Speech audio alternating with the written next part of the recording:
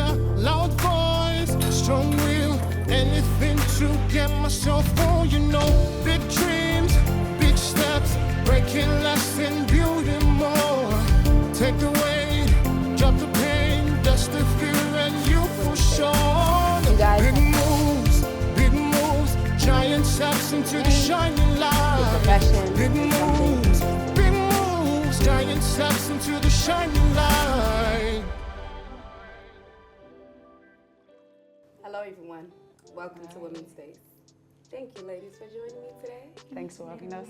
Okay, you guys, we have an amazing treat for you today. We're actually going to be talking about the life of being a girl boss, but also the life of entrepreneurship. We live in a world now where I'm seeing that everyone is pursuing entrepreneurship, so I think it's going to be a pretty cool conversation, especially with the ladies I agree. we have in the room.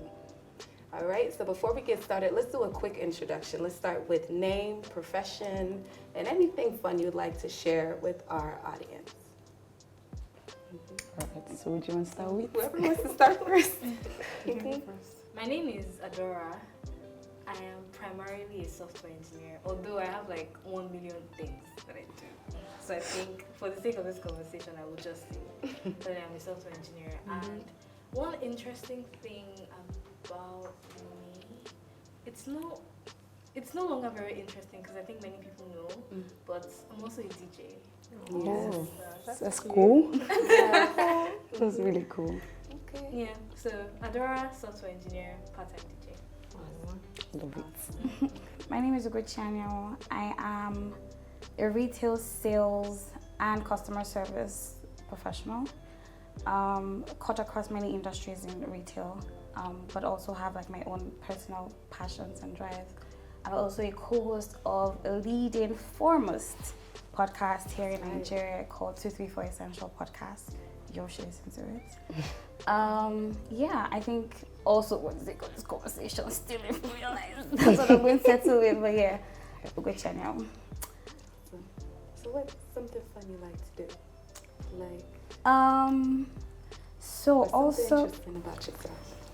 I think the interesting thing about me is the sound of my voice. I've heard it might sound vain, but it's a conversation starter, and it's helped a lot of different people in different ways. And I'm just like, okay. At some point in time, I used to be like, oh gosh, people want to mimic me or imitate the way I sound. Just like, but now it's just like, okay, do That's what that. makes you such a great podcast. Listen, at the end of the day, I know, right? yeah. So yeah, that's definitely the fun part, I guess. Okay, hi. So my name is Vanessa, CEO Style by S. I'm a hairstylist and I also have a salon. Yeah, I think that's all. Anything fun? What's the fun thing about you? Fun thing about me. I feel like I'm a people's person. I think I was born like in customer care. Like I know how to like deal with people. Like I think ever since I was small, I think that's one thing about me. So I can like get along with anybody, like any day of the day. Yeah. All right. Hi everyone. My name is Okeoluwa Damnola, and I'm a consultant, an auditor to be precise. And I would say that the fun thing about me is she took it out of my mouth actually, because I also enjoy meeting people. I enjoy relating with people, conversing with people, having great conversations. So yeah, that's what I really like doing when I'm not working. Okay. Yeah. I just realized there's another fun thing about me that I didn't even say. Let's hear it. Like I yes. enjoy enjoyment. Everybody does. Soft life. Soft life. Like I think soft. the way I enjoy is a problem. This is a It's problem. actually a problem. To I'm who? not even joking. To anybody, maybe I don't know. Sorry, poor people. Thank you. Yeah. Because they don't like it so much. Let's say it's stingy. I like to travel. I like to, go out, have fun with my friends. I feel like my parents named me the wrong name. What should I have Called named you. Like, so I'm Thank you Igbo, so right? much. Thank And you. I'm Igbo, and the Igbo word that is close for enjoyment Is is what? Obiageli. It's like I came to this world to eat, enjoy well. right? I came to this world to eat money, to Enjoy. enjoy. I So it's agree. like, why did you name me what you named You can me? still rename Because yourself. excuse me, I'm behaving like a Mrs. Enjoyment, and that sounds good. I think you can rename yourself. But it's I'm actually, going to. it's actually You can. along the lines Yeah. Adora, so No, but Dora is like everyone's daughter. So it's like Adora is more you find favor, not necessarily you enjoy Like personal. the way it's used. Yeah. Okay. But once you have it, I think you can enjoy You it. can, I like precisely. that. Do you Yeah. get me? I feel like I'm leaving all my names anyway. You should Great. leave it. I'll just add Obiageli to like Just so you have it somewhere in your mind. just so that I have it somewhere. Yeah. As your romance says, an Enjoyment. oriki, you can make it your oriki. You need to praise Exactly. yourself. I mean, I already do Yeah. on social media. I do. Amazing. Okay, I love ladies. that for you. But I love that we're talking about enjoyment. We have a lot of that to talk about.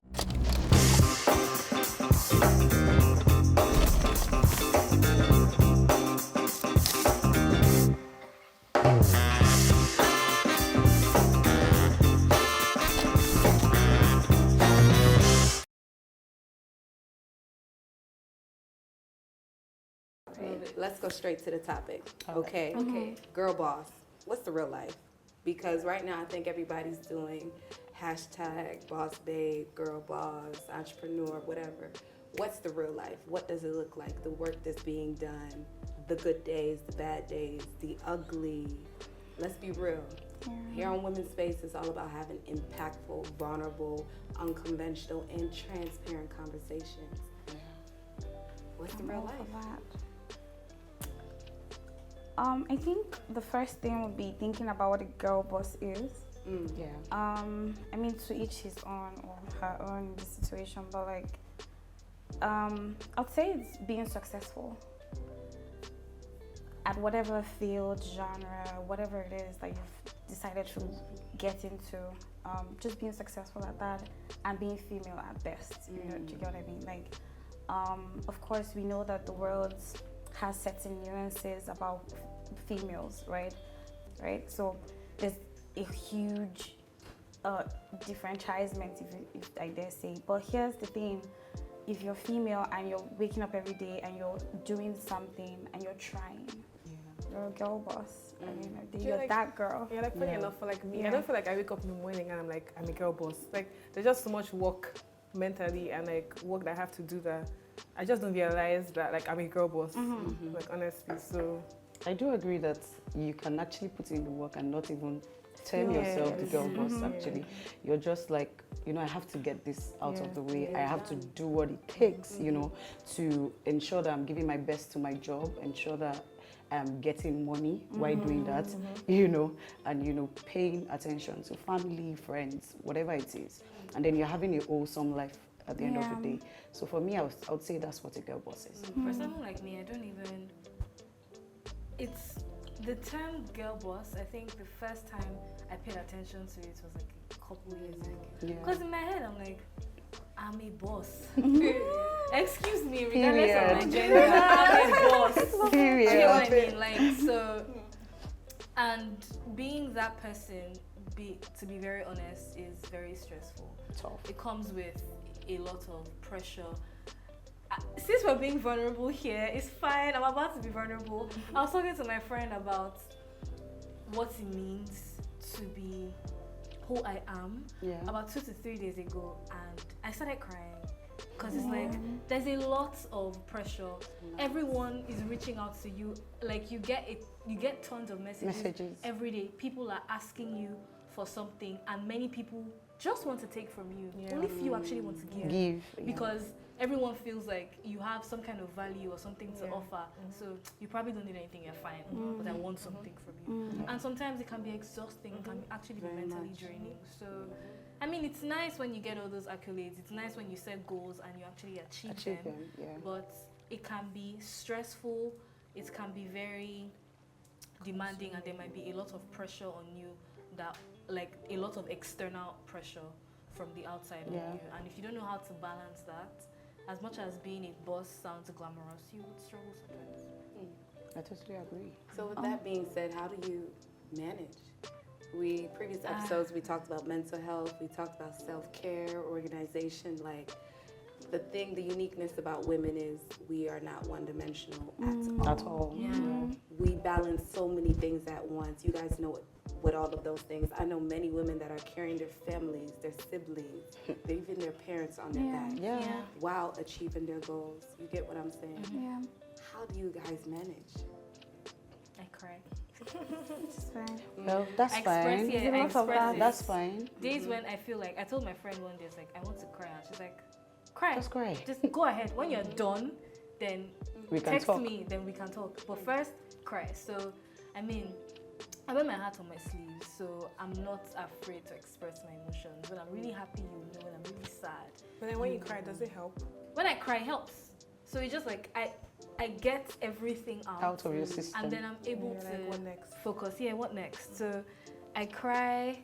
I also have people that I talk to. So I have I have close friends, and even within those close friends, I have like Your call. a support system. So let's say I have like 10 close friends. They're like 3 people that I know I can call. They're like my psychiatrist, they're like my therapist, they're like my pastors, they're everything to me, because I would call them on days when I can't take it anymore, right? And they're always there to listen, always there to give advice, and just like lend their shoulders for me to like lean on. And that helps a lot, having all these people. And also having, there are people that, you know, would get therapy. For someone like me, I've still not gotten to that state yet where I feel like I can tell you, sit down and like tell a stranger every single thing that's going on. It's a process, right? So I know I'm a very religious person, so I have some priests that I actually know on speed dial, so it's easier for me to talk to them when things are bothering me, and it's easy to talk to my family members. But like, you need to talk to people, you need to find a way to channel those negative emotions when they come around, because they will come. And you also need to celebrate the small wins. One thing I realized that people have is that, let's say you've worked from January to December, and in December you're trying to do like a retrospective on the year. You've most likely forgotten what you did in January, and all those things might be very mind-blowing, amazing things. And you're thinking about what you did in November, which was not so great, and because of that, you're thinking you're not really great. But if you actually record all your wins and celebrate them when they happen and keep track of all the things that you're doing, you realize that you've grown a lot. So I think those things are things that I constantly do to just keep myself in check, actually. And this is where I think journaling will come in. Yeah. So you just keep like a journal where you have like That's exactly all of your struggles, your wins, your victories, whatever it is, you know, you're documenting it part time, and that also helps you. It's like an outlet, you know. So whatever it is that you're going through during that day, you can always document it and be like, oh, I did this today, or somebody said this to me. And I'm so big on community, like you had mentioned. It's very, very important. I don't think it can be anything without people, you know. So it's very big for you to understand that you need a core system, a system that works, people that you can count on, people that can pray for you. I'm also very religious, so I do have people that pray with me, pray for me when I can't pray, because there will be times like that. And you mentioned something about crying. Trust me, I'll bawl my eyes out if I have to, you know, just to ensure that I feel better, and then I can think clearly and I can be like, oh, what next? So after this cry now, what are you going to do? You know? And then you have people in your life that they're just there to, you know, direct you. They're just there to advise you and be like, okay, Dami, I think you should do this next. I think you should. I think you should go this route. And most times it has just worked for me that way. And for me, being the first child, it's a lot of work, and having to lose my dad at a very young age. I lost my dad at 8. I was 8 when he died. That was years ago, like 20 years ago. So having to struggle, live through life, you know, without a father, and then having a mother that is, I would say my mom is actually very, very strong. You know, she went back to school after my dad died, and I just learned to be a better person by looking at her. So having that mirror, somebody mirroring, you know, the kind of person you want to be, would also help you, you know, be a better person. I agree. So for me, it was my mom. It was the earliest mentorship I got. She was the first person that I looked up to. She was the person I'm like, okay, if this woman can go back to school and have a 2-1, I don't have reason why I don't have a reason why I won't succeed. You know, so I went to school and I did finish with first class because of that. You know, so I'm like, this woman has done it with 3 kids. I don't have an excuse. So I feel like you need to begin to understand who those people are in your life. They are there. It's just that we don't pay enough attention. Because I would say, like, for people that do not have, the people that do not have people, as much as we have people. Yeah, I agree. So I think I would say, for us that don't cry, I would say that, for us that don't like to cry, I would say that, like, as much as like crying is therapeutic, like giving yourself space and like serenity and just like stepping out and just like breathing is very therapeutic as well. So for people that do not like to talk to other people or do not have people to talk to or do not cry, I just feel like you can just like take a step back, switch off your phone or just take a break and just breathe. Reset. And I feel like like you'll be fine. Honestly, I agree with Is this how you cope? Yeah, because like, when I want to cry, I'm just like, after I'm crying, now what happens next? Ooh, like, do you get? That's how I feel. Like, I don't cry. That's how I am too. Yeah, I don't cry. I'm just like, why are you crying? I'm telling myself, like, why are you crying? That's how I used to be But I before. had It's to like, why are you unlearn crying? You're that. ruining your makeup. But I'll be crying and I'm telling myself, you're continuing. But you have to ask yourself, like, is that something you're telling yourself because you think maybe you're displaying weakness, or you're really just frustrated? No, I just feel like, these tears- I'm such like a realist. Like, why are you crying? Get Will up, it let's help fix you? this. Yeah. Do you get? Like, Yeah. why am I crying? That's how I feel. Like, I'm telling myself, and I feel like, there's no need to cry. What's up? What's next? What's the next step? Let's move. That's how I feel. That's how you hold yourself accountable. So that's okay. Yes, Yeah. it's fine. I think for me, it's a mixture of everything on this table, to be honest. I am a very forthcoming person, so like I'm literally always talking. My favorite part time is talking. I can be on the phone for hours, but if you ask me to write something for you, I'm just going to be like, please, I'm stressed and my nails hurt. You know, I'd rather not. I mean, I love to journal, but I think last year I found that there are different ways to journal. So I take a picture every day. I tell myself that. Last year I made that. So from January till December, every day I'm taking a picture. I don't post it. Everybody says this to me, but I just want to remember. It's for my own memories. So I you tell have your people. own like photo album in your phone. Exactly. And I think I struggle too sometimes with my abilities. And when I find myself questioning, which are you the best person for this? What I do is I'm like, okay, you know what, I need to let go. Imposter syndrome. I have comfort food. Chicken is my comfort food. This is comfort food. I have I love sound, so I am always listening to music. And so I find a sound that works for me and I listen to that. And to be very honest, when I'm overwhelmed, I sit still. I just want to be still. I feel like I can relate to that. Do you get what I mean? If it comes with tears, fine. If it comes with screaming, fine. If it pushes me to take a walk, whatever it is, I just want to be still. I don't want to do anything. I don't want to think about anything, because those days will come, as you rightly said, right? Energy is neither created nor destroyed, right? So it keeps changing its forms. So today you're feeling, let's get it. I'm about to keep Gucci shit. And another day you're just like, hey God. How would I do Can I this? just? I just trust me. need- It's like they really trust me to let me do this. I But you know, know. in all those days, that's what makes you human. That's right. Yeah. And first things first, I say I am human and I know nothing. And God, you know everything. And you've said you have conquered this world, and I Then will I conquer it. And that's just it. Yeah. So on those bad days, we talked about the good days, documenting things. Yeah. But we know those bad days, those bad moments really shape us. I mean, I know you guys can even recall on those moments that taught you the greatest lessons. Are you guys willing to share what those moments are? I can even share it with you. You know, I can start off. It's funny how. Okay, start. No, go ahead. You ready? It's breakfast though. I love it. The best. All the big Character things. builder. All is a character. I'm not even But joking. that's the truth. The truth. See, says it's like, breakfast. this year I really want to succeed. Who wants to come and break my heart?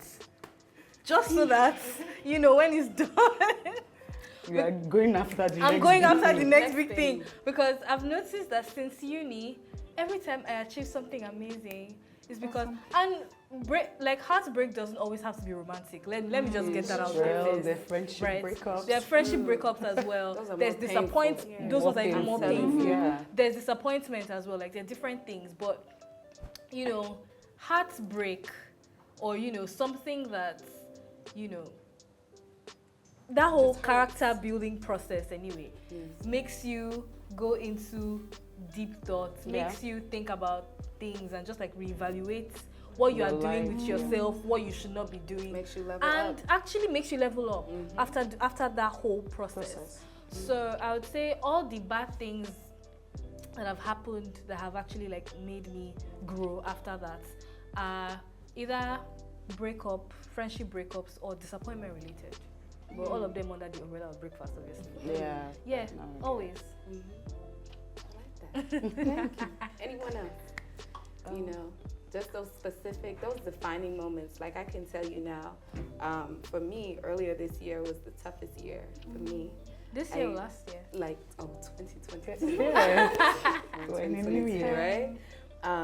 I experienced a very nasty business separation. I was even deciding if I was going to be on this platform and talk about it. But it was that separation that allowed me to get here. Wow. And, you know, I've always wanted to be here, but, you know, I was just very passionate about the several businesses that we had, but it wasn't the most healthy relationship. You know, strictly business relationship, but it just wasn't the best partnership. You know, you can have the most successful business idea and it could just be with the wrong person. Exactly. Yeah. And you can just see it just not working, whether it's the partnership or the actual business. So it was a nasty split that actually left me 4 months unemployed. Wow. It was tough. It was even more tough because my sister worked for us as well. So she was unemployed. Yeah. Wow. Like I can't even believe I'm talking about it right now. You know, because That's it. it was those 4 months I was able to be like, there's women going through this just like me, and they don't have a space to talk about it. They don't have women they could go to that could even be like, sis, you did this wrong, you could have avoided this. Yeah. Like when I met my attorney right now, he was like, why didn't I know you before? You could have done this, and I'm just like, so there's so many lessons. I spent those 4 months really replaying a lot of things. Yeah. And there's so much that I learned, but I was able to, beyond that, get into a career that I love, work for a company that I love, and during that free time, start to build this. And this is here, like, look at this, it's happening. Yeah. So, like, those worst moments, and I just want people watching to know, like, whatever, if you're going through that worst moment, just know it gets better. It gets better. So have you guys ever experienced those worst moments? And if you could encourage anybody watching, like, what would you say? I think mine is really similar. First of all, applaud you for actually saying that. I think you have to heal to a certain extent to be able to say, you know what, at this point, I was really low. Do you get what I mean? So, like, big ups to you for saying that. But I completely think that when I felt a shift the most was when I left a job that I loved the most. And I had to leave the job because I loved it more than it loved me. But it was the best job till today, I would say, that I've ever had. The relationship was right, the people were right, the incentive, it was right, right? But it was go time, and I was the only one running. And go time for myself, you know. And I think that's the thing, like, people do, they love their jobs more than they love themselves. You know, when people write and say, if you lose your job today, somebody is going to take it. Replace you. It doesn't hit home until you actually you actually are losing, or you have to leave a job that you typically love. You know what I mean? It's so difficult until you realize, like, I have to think about myself. Unfortunately, strange as it may sound, you have to be selfish. Yeah. Whether you love people or not, at the end of the day, you need to also think about yourself, because you cannot function from a point here and be pulling somebody here. You can't even give what you don't. Do you get what I mean? What you don't have. I think the gym teaches you that. You know, like if you're going to squat, you better be having your all fours. Do you get what I mean? Like, so for you to lift people, you also need to be in a better place. And as much as you also want to carry the burden of people, think about yourself, especially when you're in that pit. That's what I did. Like, that's what worked for me. I had to think of myself first. And I think it's just in knowing when to leave something that doesn't work. I think you should decide what works for you and move on from there. the power is also in letting go sometimes, not just holding on so tightly to because you're used to something. I think there's also that, part of you where it has become muscle knowledge for you now, so you want to continue. Yeah. Sometimes the change is good. When did you know? I knew when I had to beg and I had to ask for a long time. It's just like I'm now a very firm believer in if it's meant for you, it won't stress you. Actually. True. Yeah, I don't want to. Sometimes the best things happen when you're not even looking. Yeah. You know what I mean? And so I'm just like, why do I have to beg to be here? So if you know all of this, because like the thing that was given in exchange for what I was asking previously was like a whole lot more. So I was like, so you knew I was worth this much, and you let me stay. let me wallow there. You get what I mean? So sometimes it's a story of betrayal, but also for me now in hindsight, so when I look at it and I think on it, I realize that it was a story of love, really. Sometimes you love something too much, you have to let it go, and you also love yourself too much that you need to grow. So after that, what happened next? I got into something else that today sits pretty on my CV and as well has opened several other doors because like it has also increased my bargaining rights in the sense just like I did this, and then I specialized in this years after on this level at the managerial level. It's just like, So it became more exciting and it just opened other doors for me based on that C-level executive position in companies. So it works. It works. So it's a win-win at the end of the day. Of course, it didn't feel like a win at the time. Yeah. I tell you that I cried my eyes out. I was panicking. I was scared out of my mind because where's my next paycheck going to come from? Do not underestimate the importance of a monthly pay. Yeah. Don't let anybody tell you different. Entrepreneurship will not be good every day. Like you have bad days. Like we all work in businesses. You know how it is. Like. But when you're setting that at the end of the month, a certain amount of money is going to come to me, you show up somehow. I don't know, however you want to think about it, but to each his own, as I always say, right? Yeah. But it was just that point where it wasn't the smoothest ride. Of course, I transitioned into another job immediately, but then again, it was just like, God, I really love that place. But You have to let go and move on. yeah, So you talked about entrepreneurship. yeah, We all know if you're creative, if you're, if you just have any innovative idea, if you're an entrepreneur, it takes time to see results, meaning profits. What was that like for you? How long was that process, that journey? And honestly, I'm curious for everyone because right now when you turn on TV, social media, everything looks quick. yeah. As if success was just achieved overnight when we know that's not true. So I would say that I'm not currently an entrepreneur exactly, but I have worked in sales. And when you are involved in sales of different businesses, you see the business for what it truly is. Yeah. Not what the business is making itself to be, but the real standing of the business. You know that this business needs to run. There's a budget running right now for the year. Every other department is looking to take money from the business, but you need to reel it in. So I've always been a boss from that perspective in a sense where I can look at the business and say, okay, you guys, the work needs to be done. No, there's so much to be done. We need to get this done. But also it's a position where you find yourself also I'm flexing other parts of my skills that I haven't tested in the long term, right? Because I've always dealt with small and medium scale businesses, right? And I see that there's a huge gap in terms of, for instance, opening your businesses up for investments, right? There are a lot of small business owners in Nigeria, let's be very honest. A lot of people, whether it's they're selling hair or they're selling clothes, whatever it is, everybody says WhatsApp is the thing that's buzzing for businesses, right? Or social media. But you find a lot of small businesses that are trying to structure and can't find it, or do not know the right pointers to go to. Yes, there are a lot of channels that help, right? But sometimes you need like real life people who come sit with you and say, you guys, this is the reality, this is what it is. In that way, I'm hoping to branch out at some point. But from the vantage point where I stand in other people's businesses, I just see how every day is not going to be a good day. Projections might not always be met. Yeah. plans might not always yield results. No strategy is finite. There's no strategy that once you say, once it goes in, that's it.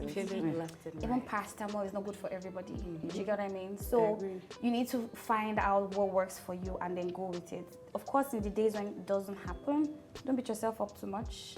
Cry, do whatever you want to do, feel bad, but it gets better really, you know. And so in that way, I understand that entrepreneurship is difficult because on the days when you cannot show up, you need to show up for the people who are looking up to you for their next 30 days, you know. And so you just have to spruce them up somehow, you know. And then having to put, I think in everything at the end of the day, have an amazing team filled with human people. Yeah. I think that's what I would say to like anyone who's looking towards entrepreneurship, because if you have people who are superficial and do not want to look at the thing, that's right. Maybe they've sold themselves too much the big picture that they forget that to get to the big picture you need to be here, right? And then they forget and they're just doing. See, don't stress, just keep going and remove the slack where it's necessary. Yeah, because weak links really do break chains, right? So just have very human people around you. You need to, it's not going to be easy every day, but you have to show up. Yeah. Sad as it may sound. Yeah, find what will make you show up and show up, literally. Yeah. So I think for me, that's where entrepreneurship, at some point, you just have to make the decision, and it's the hard decision to actually keep going. Even it's the hard, but it's also the simple decision, literally, because what else to do?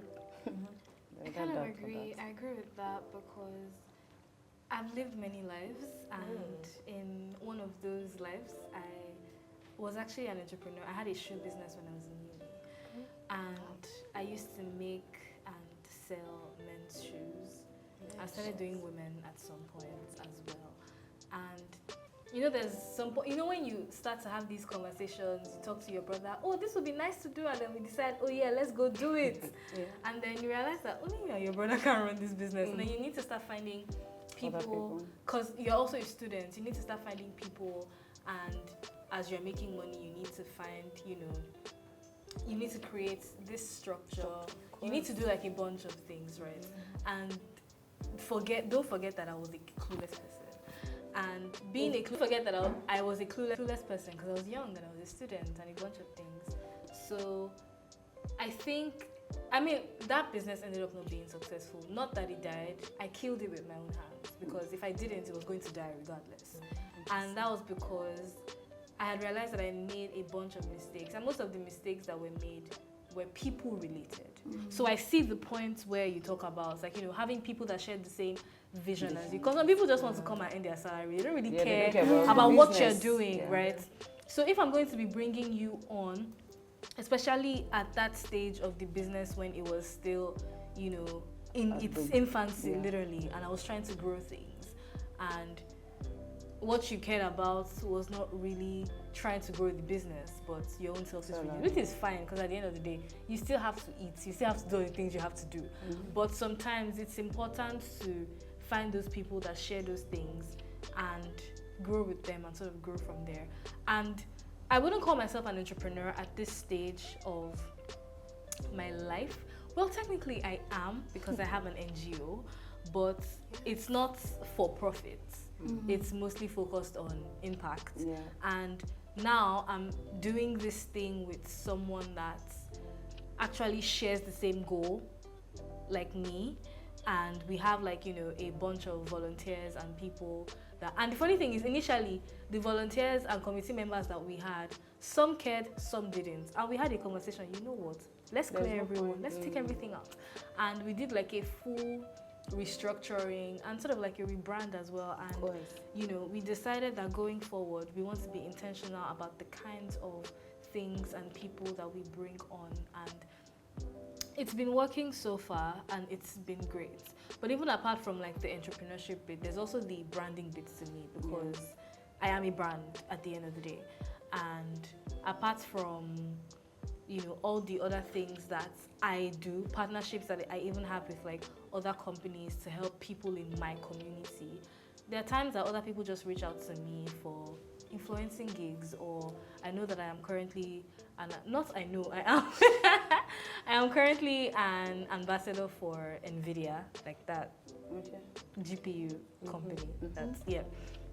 And I mean, to be in that position, you also, it's not direct entrepreneurship like, oh, it's an organization or a business, but there are so many things that you have to, there are so many things that you have to do. Yeah. For example, like organizations have, you know, brand identities. As a brand, you also have your identity, right?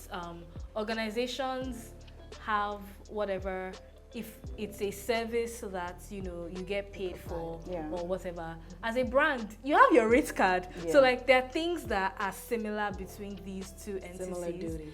And you know, I have become that person, and it's hard, to be honest, as well, because now you have to be, there's some days when someone annoys me on social media, I want to fight them, but I know that, see, you have to keep in check. you have to, because you are a certain way, and then people, you know, follow you and get inspired by your work, and you're representing a brand. So yeah, I agree with everything, you know, that was said about the people part of, you know, entrepreneurship, and sometimes making difficult decisions and things like that, because I have seen it, I have been there. And the funny thing is, I am not even in that place where I am building a big startup or trying to build a unicorn or a billion-dollar business, a profitable billion-dollar business. I am not even in that phase yet. I am just doing, you know, for impact. I don't like to call it not for profit. I rather just say for impact. I'm just doing like impact-driven. For impact, you know, initiatives, and I am pushing my own brand. And these are things that I'm saying that I have to deal with. So sometimes I actually really imagine what the entrepreneurs go through, because it's a lot. I'm not going to lie, it's really a lot. So Esther, I'm very curious about you, you know. First of all, how long have you been doing this? Because I know just from visiting Lagos quite often that the beauty business is booming. Tons of competition. I mean, it's a very competitive industry. How are you able to thrive? How long have you done this? When was your breaking point, like your big, where you noticed like, okay, this thing is working? Okay, so I started like, it's hard to believe, but I started like officially like 2 years ago. Yeah, but I was like, I was a very hardworking person. I used to work for like salons. I worked a lot, I hustled though. I worked for salons, I worked for like clothing lines. So I already had an idea what like business was like. I had an idea of like people's management and all of that. So like starting business, honestly, I wasn't starting to be big. I was just starting because I loved business. I just wanted to like do stuff and like make money through doing what I love. So like starting off, I wasn't starting to like be the biggest person in Nigeria or biggest hairstylist or biggest whatever. Because I know it was just like more of like a genuine passion, honestly. I tell people that it was my hobby before it became like my work. So even like up till now, like sometimes like I take a lot of work. I work a lot. And then people are like, why do you work so much? I was like, you don't get it. Like, to me, it's not like too much work because you enjoy like, it. I don't even feel it because like I love it. It's so creative to me and all of that. So speaking about the competition, honestly, the competition is like you need to always be on your feet because like my type of like work is like hair salon and beauty and everything. There's like every day there's like new content, every day there's like new stuff, and you can't be still, you can't be back. Like you need to, like if there's this, you need to catch up. Like today, like if something came up like now, you need to be there like yesterday. Like if not, like people are quick to like forget about you. Like in my own industry, like it's a lot.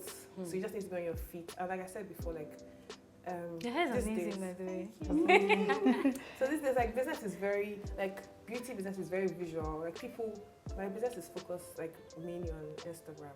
Actually, we plan to expand. So like people just come on Instagram and they see what they see is what they want. Do you understand? Yeah. What they see is what they want until you get to a certain level where sometimes it's like I'm not supposed to say this, but even if you like did trash, just because based on what they've been saying previously, they're like, I did my hair. That's it. That's the best. True. Yeah, so it's like, culture. It's very visual. So I just try to like just be sure that like I'm following. It's not easy, honestly, because it comes with so much anxiety. And sometimes you can't sleep because you're thinking about like next thing to do, how like I've not done this thing yet. Everybody's doing it. What's up? You can't be sleeping. Like there's sleepless nights. There's so much like there's call anxiety. I don't know if anybody has that. I have Call anxiety. What is that? Call anxiety. Like When your don't phone call me rings. when your phone rings. I like when It's your like, phone rings. Like, just you have to text skip. me. Yeah. Yes. Don't Yes. Yes, I have that a lot. Like my phone can ring and then my heart is beating all day for my sleep. I'm just like, nah, like I need to take a break. But business, like being an entrepreneur is nice because you own your own time, but it's not easy. It's not a bed of You business, can't get honestly. comfortable. It's not. Yeah. You can't get comfortable. It's not. How would you say you recharge yourself? Like I said, like I take a break. Like sometimes, like I just zone out. Like I stop picking calls. I obviously have a manager, but like for my own self, I'm just like, you know what, babe, handle this week. Like I need space for myself because sometimes it becomes so overwhelming that, like I think you mentioned something like throughout the whole year, you might not really recall like the good things that that happened. I'm just at like, the beginning. like what's going on now? So sometimes it happens to me like a lot, and I'm just like, you know, let me breathe. Let me just take a break. Let me just go somewhere and then come back and then like get myself back. And then I just start to like recall everything that I went through this year or last year. That should have like taken me you out. down. Yeah. I was like, you know, I passed through that. I did that. You did That's that. why like sometimes I wake up in the morning. I'm not like I'm a boss people. Thinking about it, I'm just like I'm actually You a boss actually did people. ask You did did the work. Because Like, running don't stick to me. running a business is not easy. It's Like, not. being Honestly. customer obsessed is the hardest thing. Like whether in the context of entrepreneurship, it's your customers. In the context of being a brand, it's your community. But like when we talk about the people part of every business being the hardest part, it's not just your employees and your board members. It's also the people that People that like Consume sometimes, your like, product. people follow-ups actually that do you not have care. to do. Like people do not care. Like I want my Yes, service they want now. it and they want Like it. trailer for your Like, heads. I want it has now. Yeah. That's and it's crazy. Like you customers for always have to, listen to them, have Yeah. empathy to listen to what they want. And patience. Be patient, give them what they want. Patient. And Yes. it gets really tough. Yes. I mean, the only thing I'm going to say is that as far as what you're giving them aligns with your values, because at the end of the day, I like that. no matter how desperate I am and how much money I'm looking for, there are some things or some They people won't find you doing. or some kinds of businesses that you would never see. Yes, thank you. Right. So, but either way, it doesn't change the fact that being customer obsessed and having to make sure your customers are okay so that they can return is an important thing. Because even if you want to say, okay, fine, you don't care about your customers being okay, you're going to keep expanding your reach. When you reach the billion people and they have used your service only once and they don't come back, 80, your 20. business is dead already. Yeah. Customer retention is everything. Yeah, customer retention is But everything. do at you the know end of what? the day. Like people, I Yeah. feel like people do not talk about like entrepreneurs generally or like people that render services. I feel like I don't know if I'm supposed to say this, but you cannot really please everybody. Everybody, of That's course. just the truth. Yeah. And I think people need to know that people that are being hard on themselves, they need to know, because I used to be hard on myself. I'm not like last year stroke, and then I realized that like, Can't out of please 100 everybody. people today, I'm sure I please like 95. It's not about, I don't think it's people. about pleasing people. You Yeah. can't please everyone. Yeah. It's about negotiation and striking a balance. For example, Yeah. I'm on Instagram, I'm telling someone, oh, please, I want to buy hair, for Yeah. example. And they're telling me, okay, ma, yes, ma. I don't give a shit about your ma. You get, Are you like, going to deliver or not? yeah, I don't care about all these things that you're telling me or trying to be polite. That's not what's going to please me. Like, we are human beings and sometimes there will be conflict, but like, let's negotiate. When you make a mistake, how do you bounce back from Yeah, that? but then not Like, everybody you know, thinks the way you think. Yeah. True, valid. But at the same time, maybe you also need to reevaluate the kind of people that you're doing business with. I want to say something piggybacking off what she's just said. Like I want to ask you a question actually. Quick segue. Let's talk about it. When I find that with small or medium scale businesses in Nigeria, when you know at the infantile stage when your business is really small, you're attending to everybody personally, right? And as the business grows, you're starting to grow with people, right? I don't like it when business owners talk about growth and they talk about structures, like buildings. Say, I have a shop here now and here. You grow with people, right? Yeah. So because the more the people, the more The you more need you space, need, the more you need more things, right? So how do you handle the customers who have dealt with you personally and have refused to trust their services in the hands of management? In person. Yeah, I think that's a very good question because that's been our biggest. Yes, challenge because last I see year. it all the time. Yes, like people come to. Especially in Nigeria. Yeah, so And people, for people come hairstylists, to us and they're like, I like, cheated I on my want the baba main- today. I'm feeling it. As I feel in- bad.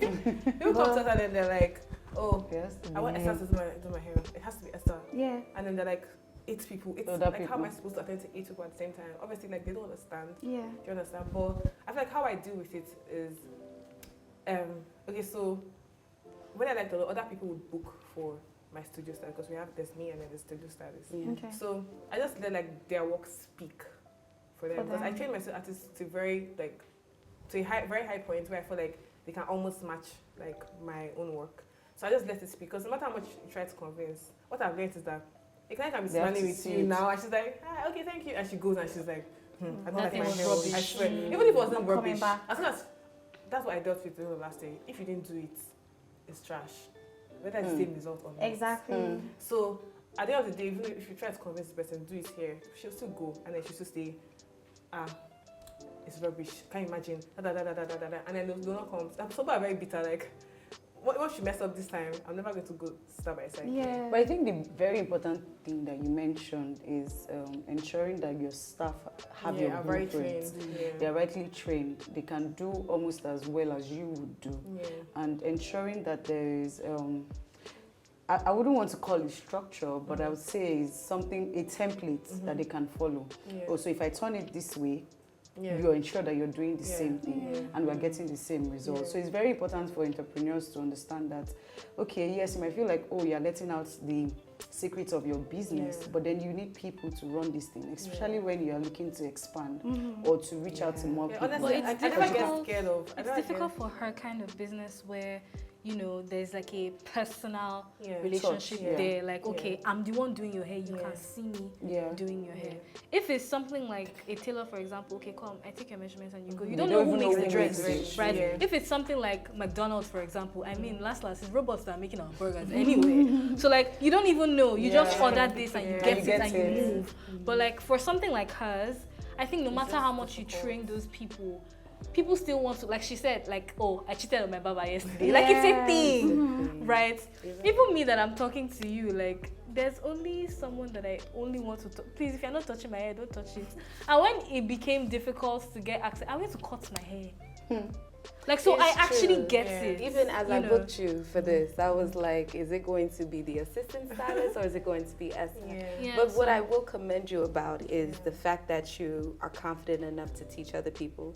It was a conversation we had off camera where we talked about your best friend shared with me that you even taught her how to style hair, and kind of to transition into our next topic, which is women supporting women. And it's like a big statement that, you know, we even say here, we hear people echoing online, but you displayed that that you authentically displayed you being a woman supporting another woman.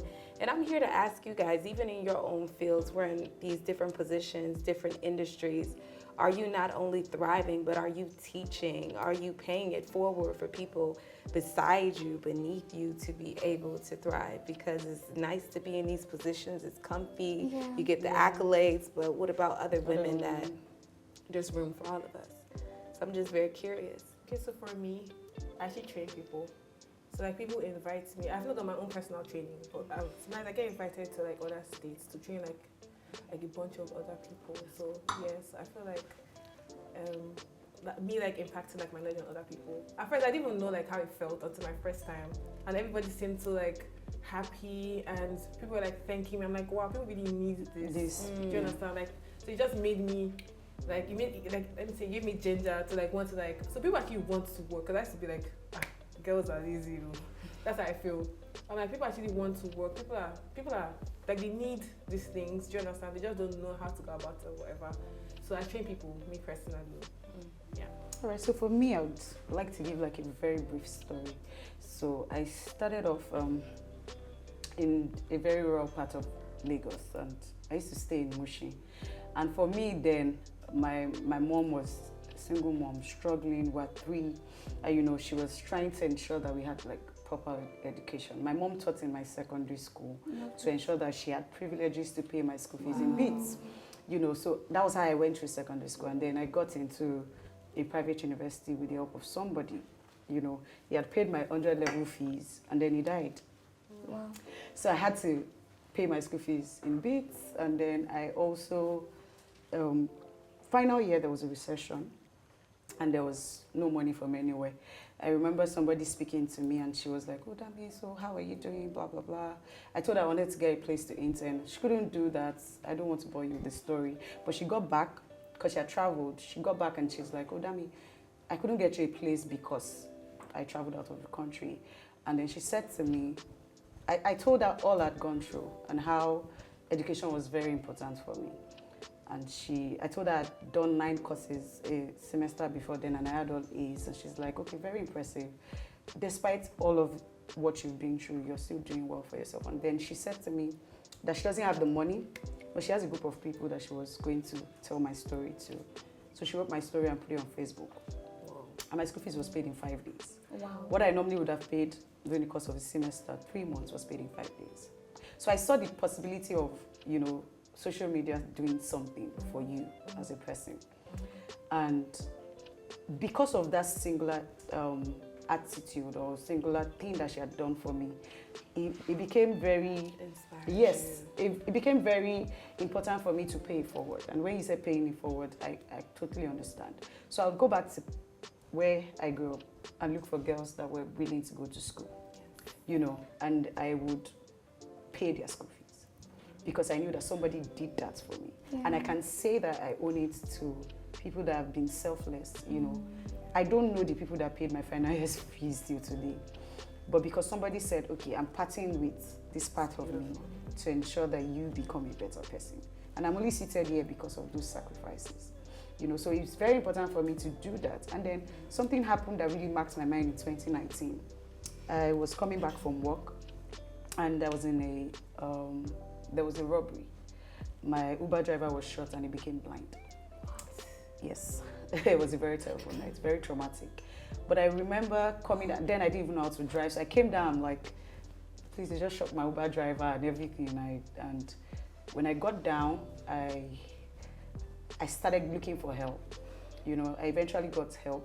And then there's always police on that bridge. It's on Akpobo Bridge. Oh. there's always police on that bridge. So they got to me, and I told them that, my Uber driver was shot, and then they took him to the hospital. Anyways, let me not bore you with that story, but I remember that I wrote this story on my birthday, and I'm like, somebody did something similar for me in 2016. I was going to do the same. So I wrote the story and put it out online that, "Oh, this has happened. We needed 1.2 million, I guess, to get him through the school of the blind, because now he lost both eyes and it was terrible, But I only saw that possibility because of what has happened to me in the past, And I would say that this young man is in a better place because of that help. So it's a ripple And effect. yes, so it says exactly. And I do understand that that place of, what you are even experiencing now, you don't know how it's going to, trickle down in the future. And so for me, I don't take things that happen to me very lightly because I'm like, I never can tell when this is going to come out to play or how it's going to come out to play. So I just ensure that I'm paying it forward in any way I can. So yeah, it's beautiful. Yeah. To be honest, my entire brand is about giving back. Yeah. And the funny thing is, this brand, when people DM me and they're like, "Oh, how do you grow your social media?" I'm like, I don't know. It happened by mistake, I promise. By mistake. Like, I really don't, because, okay, so I went for an interview in 2016 for an internship position. And you know me now, Gen Z. You know me now, Gen Z. So we got into the place. and then, Okay, so yeah, you know me now, Gen Z. So I got into the interview, and then I sort of had an argument with the CEO, right?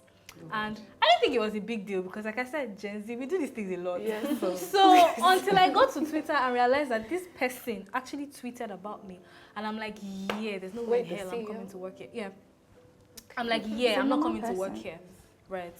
So I didn't, but I became afraid of speaking in public because I'm like, maybe these traits that I have of being outspoken might be a bad thing. Let me just learn to shut up my mouth.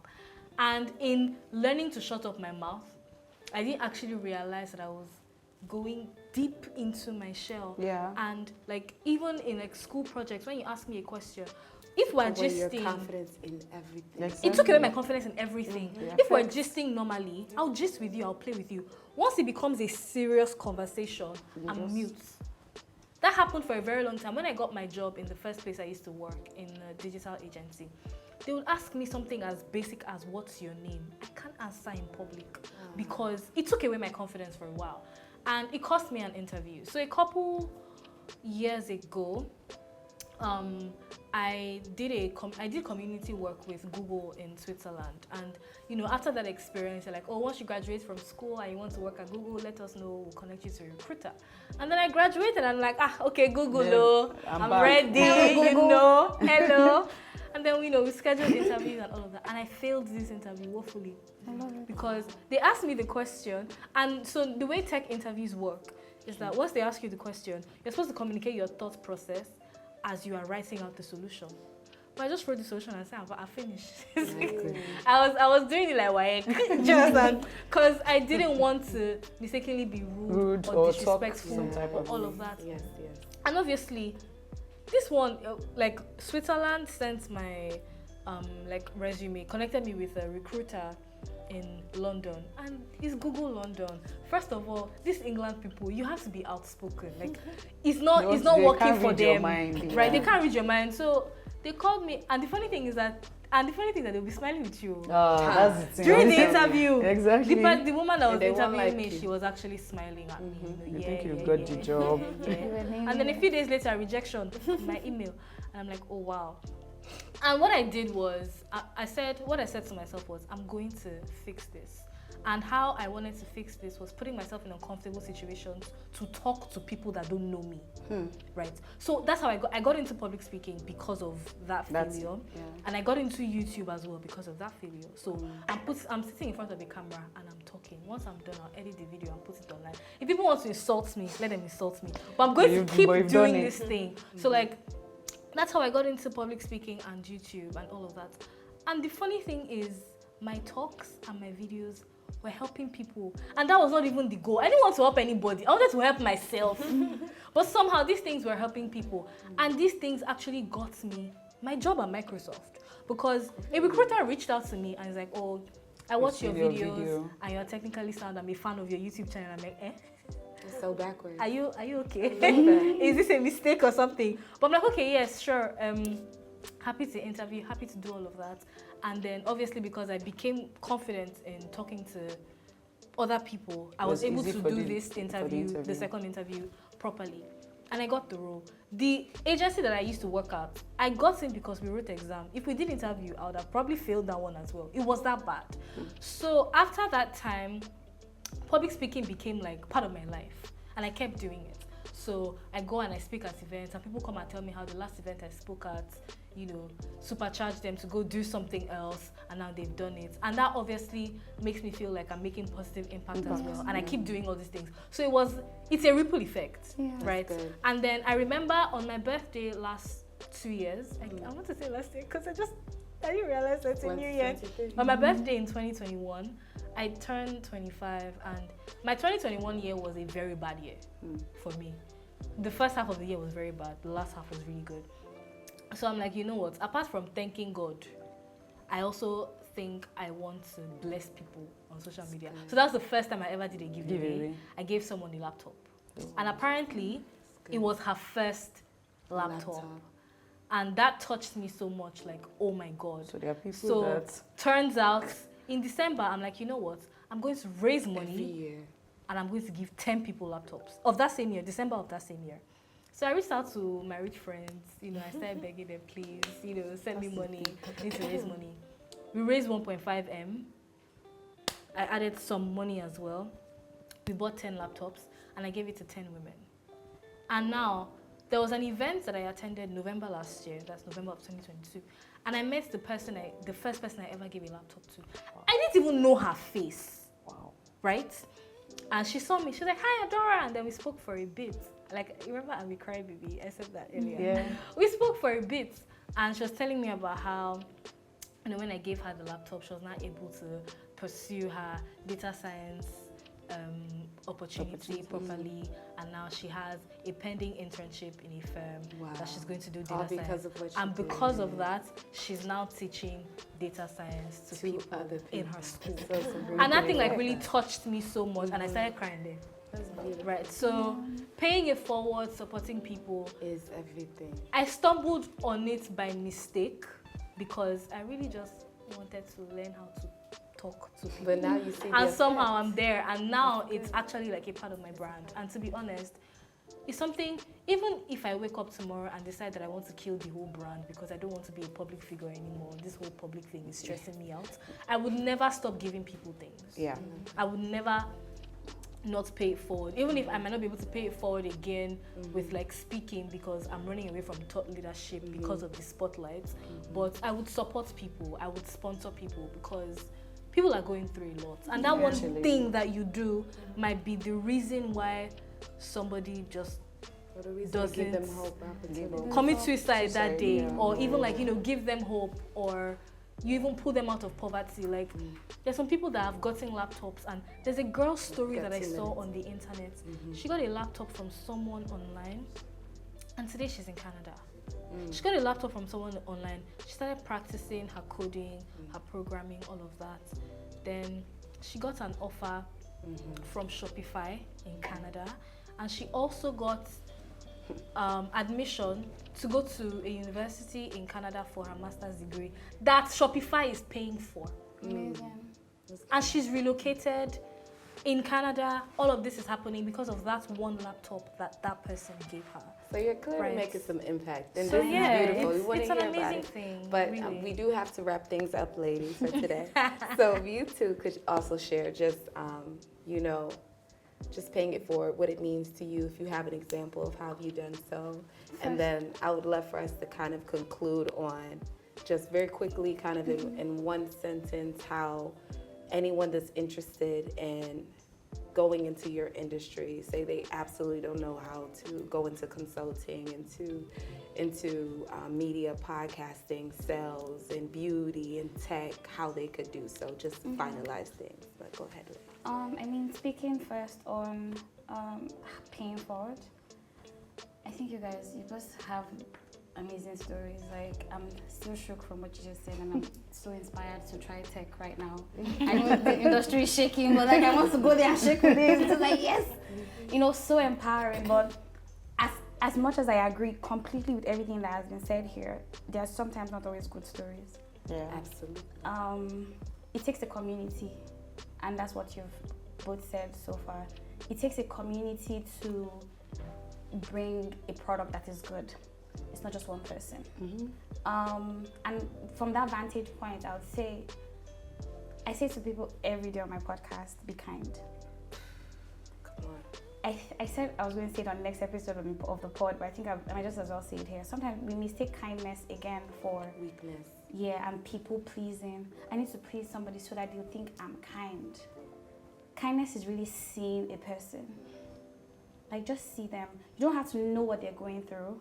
I say people who need to know what you're going through for them to be kind to you are bad people. Yeah. I don't need to know what you're going through. I'm also struggling with something that you know nothing about. And to be honest, you're not going to hear all the stories. Exactly. That's the truth. But for every day that you meet somebody, I pray that you see them. That's what I look out. I want to see people and say, you're trying. Yeah.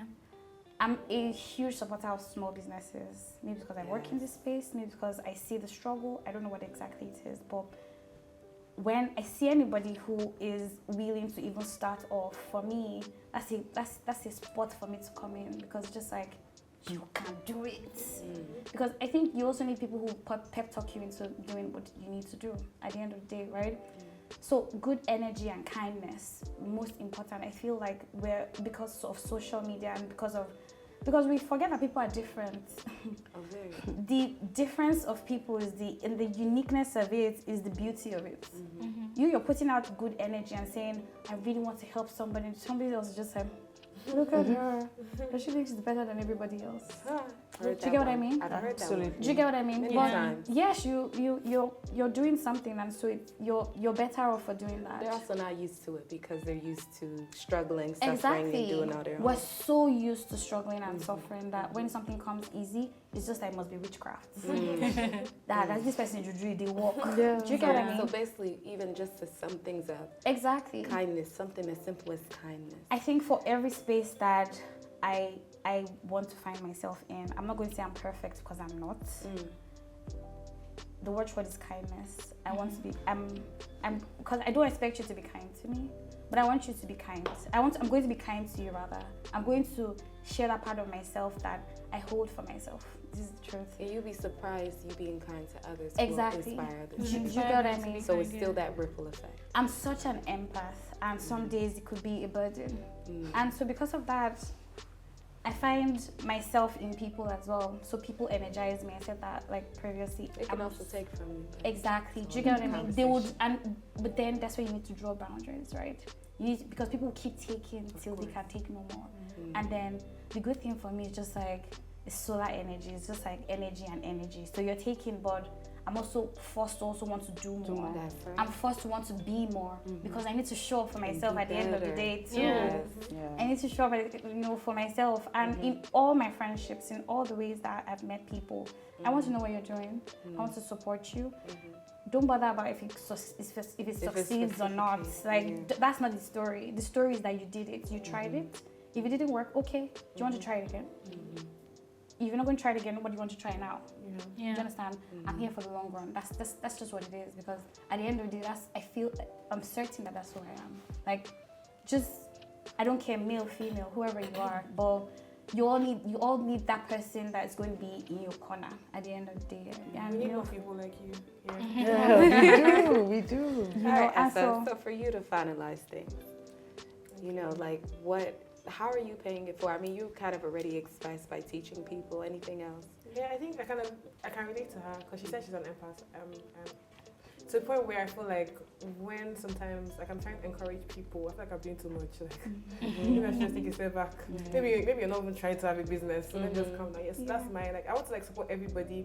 Like why don't you start this? Why don't you start that? Oh, you're doing this. Okay, how can we? What next? Like from my own experience, I share to other people. Yeah. And obviously, we can't all grow the same way. Obviously, I'm like, okay, this is the way you're growing. Okay, how can we? I think you should do this. Like, I'm just that person as well. Like, I think you should do that. This is what I did. Maybe we should try this. So that's how I do mine. And I think, yeah. Well, thank you, ladies. That's all the time, unfortunately, that we have for today. And I hope that you guys learned so much from these lovely ladies. You can catch us on the next episode. Thank you again for joining us at Women's Space. You have a great day.